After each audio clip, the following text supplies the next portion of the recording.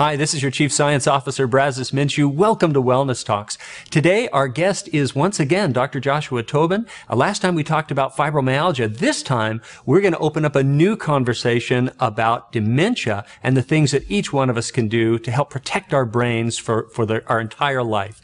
So, Dr. Tobin, welcome once again to our program. And a pleasure to be here again. Thank you. Excellent. Okay, so let's open up that can again. One of the things that we talked about was that when a person doesn't sleep well enough, a protein in the system called beta amyloid begins to increase. Tell us a little bit about what beta amyloid is, and second, what does that mean if you're not getting sleep and your beta amyloid levels go up? Tell us about that. Well, the short, honest answer, unfortunately, is that we don't know what beta amyloid means and what it does. But what we do know is that in the brains of people who have Alzheimer's disease, there's a lot of it. And so the logical conclusion is that that's bad. So plaque in the arteries is bad, plaque in the brain is bad. People who have plaque tend to have heart attacks. Plaque is bad.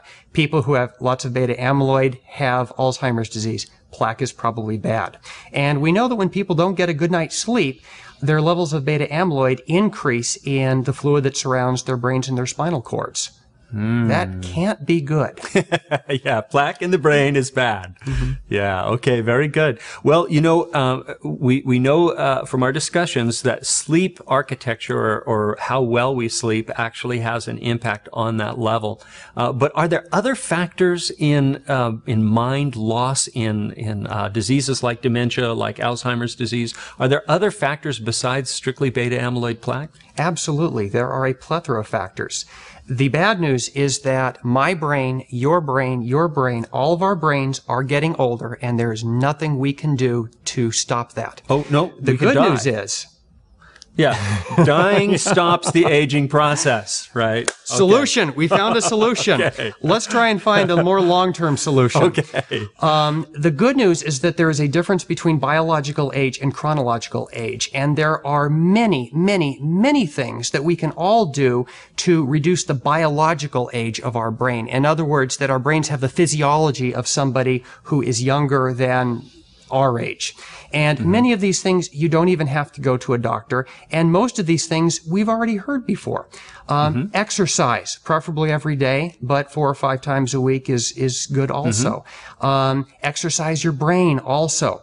The more people think, the more they engage in intellectually stimulating activities, the less likely they are to subsequently go on to develop Alzheimer's disease or dementia in general. Okay, so the takeaway is if you don't use it, you lose it. Use it or lose it. Okay. That applies to so many things. Okay, so now we've got exercise and we've got mental exercise. We have physical exercise, we have mental exercise, and we also have social exercise.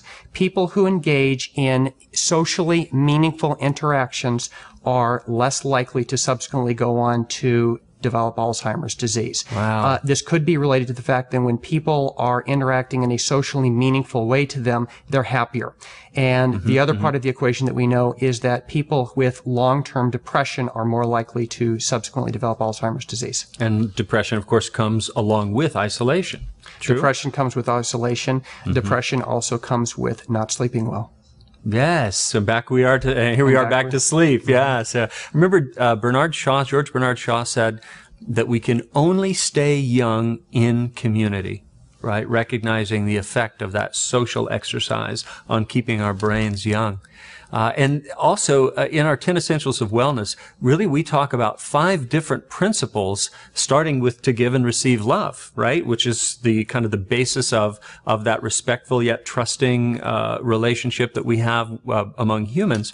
That those 5 different aspects of relationship really are, that's half of the 10 Essentials, for heaven's sake. So it recognizes the importance of socialization inside of that wellness model, the opportunity to get well and to stay well. But we mentioned exercise. Now, let's talk about exercise from the ridiculous to the sublime. And what's the least amount you can get away with, right? And what's the optimum amount of exercise from your perspective? The least is probably about 20 minutes, 4 days a week. And you should get your heart rate up to 80% of your maximum heart rate. You calculate your maximum heart rate by taking the number 220 and subtracting your age from it. Yeah. So do that calculation, get your heart rate up to that number for 20 minutes, 4 times a week. Optimal, nobody's really 100% sure. So I will give you my educated guess. My educated guess is 30 minutes, 7 days a week. 30 minutes, 7 days a week, you think that's going to be pretty much optimum? I think that's excellent. optimum. And that's in that aerobic window that we're talking about, 220 minus your age times 0.8, right? Yes. Okay, very good. I can tell you, again, anthropologically, historically, about the Pima people. You know, the Pima people are the fattest people on the planet. If you're looking at the modernized group, if you still look at the primitive group of Pima that we work with down in Mexico, the difference is they have about 20 minutes of low-level activity here in the U.S., here in the Phoenix area. They have about 20 minutes of low-level activity versus those in the primitive cultures who still are hunters-gatherers, right? Still have to forage for everything. They're at about 2.5 hours of moderate-level activity a day. And so we can see the difference. They have no diabetes, whereas those in the U.S. have the highest rate of diabetes in the world. And the same gene pool, right? Same gene pool. And this makes perfect logical sense. And it is an illustration of the point that many of us were not really designed for the environment that we're in. So let's pick a fight. Humans were designed to sit long periods of time behind a desk. False.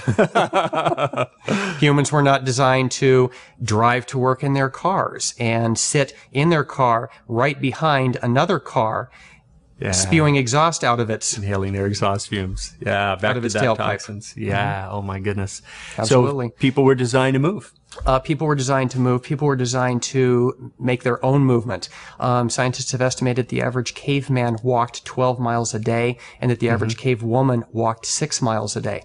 Humans were not designed to deal with chronic stress. Humans were designed to deal with acute stress that lasted minutes at the most and then go back to their peaceful, tranquil existence until, a month later or 2 months later. Or years later, perhaps. Or years later. Yeah. But we are in an environment where we have chronic stressors all day long. So the stress of not enough exercise, not enough mental exercise, and not enough socialization, right? Not enough, too many fences, right? Too much television, not enough actual FaceTime interaction between humans. Those are the roots. And the fruit is high levels of beta amyloid, would you say? High levels of beta amyloid, depression, generally not feeling good. And then eventually dementia, heart disease? Dementia, heart disease, heart attacks, strokes. Cancer? I'm sure it's been linked. Diabetes? Absolutely. Yeah. We were talking earlier about a very interesting study of animals because it's so much more interesting to study animals than it is people. And they're so much more cooperative. And we were talking about strictly in their socialization, we could talk about the amount of belly fat that the animals had. We're talking about baboons specifically, and how if they were at in a place where they were under chronic stress and not properly socializing with some of the rest of the troop, that they would get obesity, even though they ate less. Being at the bottom of the pecking order, they didn't get to eat first, right? So they ate less, but they were fatter. And that came strictly from stress. So stress is a toxic, a life-ending, life-shortening event, wouldn't you say? Absolutely. Yeah. So we were talking about dementia. So once again, encapsulate for us what we can do to prevent ever having to deal with dementia. Exercise. Exercise your mind. Talk with people, get a good night's sleep every night, and see your primary care doctor for checkups, because there are many conditions that subsequently result in dementia if they're not diagnosed, that you can only get diagnosed if you see your doctor, such as high blood pressure, such as diabetes. If you are not getting a good night's sleep at night and you're doing everything you can do to get a good night's sleep and yet you're still not waking up feeling refreshed, you should talk to your doctor about a condition called obstructive sleep apnea, which is also associated with strokes, heart attacks, and dementia. Yeah. Yeah, I read once that there was 1,000% increase in risk of dementia among people who stop breathing when they sleep. I believe it. Yeah.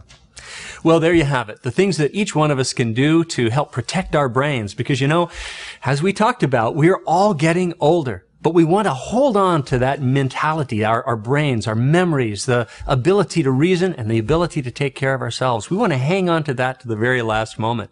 We can do that by vigorously employing the 10 essentials of wellness and by making sure that we have the correct foundational nutrients. You know, among people age 50 and older, there are certain things that we just know they're going to be deficient in, like vitamin B12 and vitamin C, and of course essential fatty acids. And then finally, we want to make sure that we have a good multi-nutrient complex to help fill in all of those nutritional and dietary gaps that we might get from, say, not eating enough fruits and vegetables, or perhaps from nutrient-depleted food. Remember, health only comes from healthy habits practiced every day. So take our advice, take the advice of our wonderful guest, Dr. Tobin, and maybe we'll get a chance to have you back on another program here real soon. But the idea is get your sleep, because if you can't sleep, you can't heal. We'll talk again soon.